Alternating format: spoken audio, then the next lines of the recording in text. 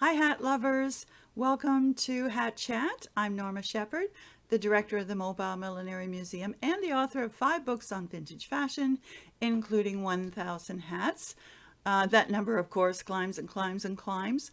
I've just come back from Montreal, a bit of a shopping trip, and I hauled some really nice things. The ones I'm going to show you today are straw. That's certainly on my mind.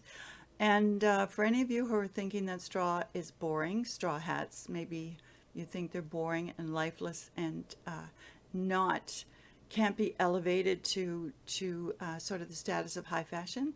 Well, I'd like to say you're wrong. I have a few beauties to show you. And the first one I'm going to start with is Raphael. That's a pretty basic straw.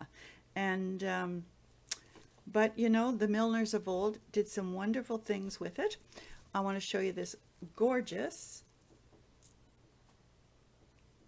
wide brim.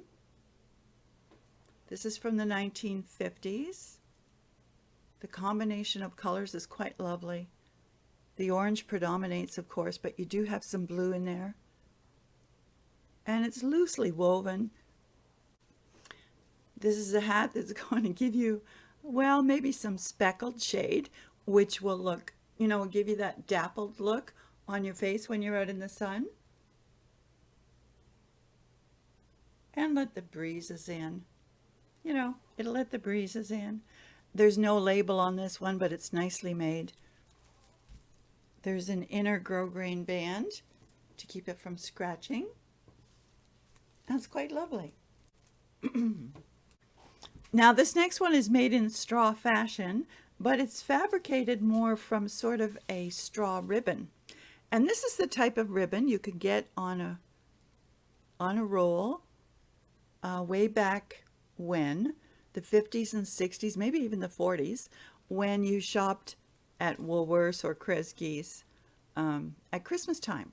This is gold ribbon with little dots, and this was Christmas wrapping ribbon, and it's been fashioned into a wonderful little summer straw hat. Very, very creative. It has some remnants of sort of almost Christmas green veiling. Cute little style. Lovely topper. And it's fashioned on one of those wire frames that hugs your crown. Now keep in mind I just brought these back. They need a little bit of repair. We need to restitch the label. It is Estelle. Okay. It says Estelle. And I just think it's such a cute little hat. Amazing. Okay, so now we're going to get a little more fancy schmancy. This one is a Lady Cavendish. That's a great old label. This is 1950s. Oh, I don't even know where to start. It's just woven in this navy straw, adorned with fabric, sort of feathery looking wings. It too has a little wired inner crown. It's going to secure it on your head. And it's asymmetric, so it's got so much going for it. This is just so fabulous. A little head hugging crown. There's your label, Lady Cavendish. A lot of work went into this. Even look at the little band at the back. Maybe I should put this on Millie. Actually, I think this is Hattie.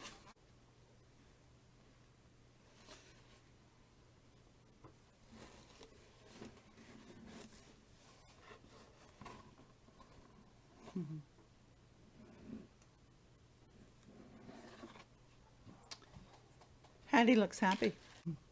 Now here's another little asymmetric piece. Very light. Look, you can see right through that. Quite wonderful. And the trimming just makes it chenille, wound into this funny little, almost like a pig's nose. Off to the side we got a pig's nose and some rabbit ears. It's a sweetheart. No label in this one, but I think Hattie wants to try it on. Okay, so there's Hattie. She has a very large head, so it doesn't quite fit, but you can see how it was crafted to create this wonderful effect on the brow.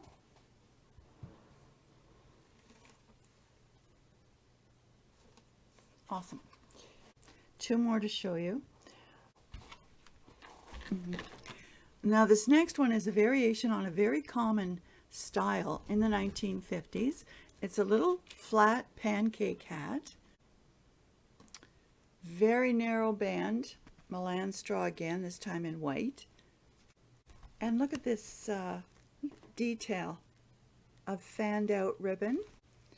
But this too has the little chenille covered wires to secure it and some damaged veiling.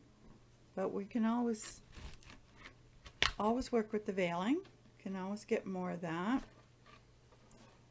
And this would have been a sweet little cocktail party hat from that era. Curious to know what you think would have been the top knot. So if you have any ideas, let me know. Let me know in the comments. Of course, I've saved my favorite for last. It's just so fabulous. A wonderful little tilt hat. And it's woven from a lacquered straw. Beautiful, shiny. And the weaving is just so magical. Look at the texture with this ruffle. They almost look like ruffles of ribbon, that sort of lingerie look. It has the chignon strap in the back. This one is grosgrain, folded grosgrain. This is a wonderful hat from the 30s. It's the Brook hat. It has a size of 23. So this can be worn tilted to the side, or it can be really pulled forward in the sort of doll hat fashion. Although this one is a little too large to be termed a doll hat. There was some controversy, by the way, when the doll hats were first introduced in the late 1930s.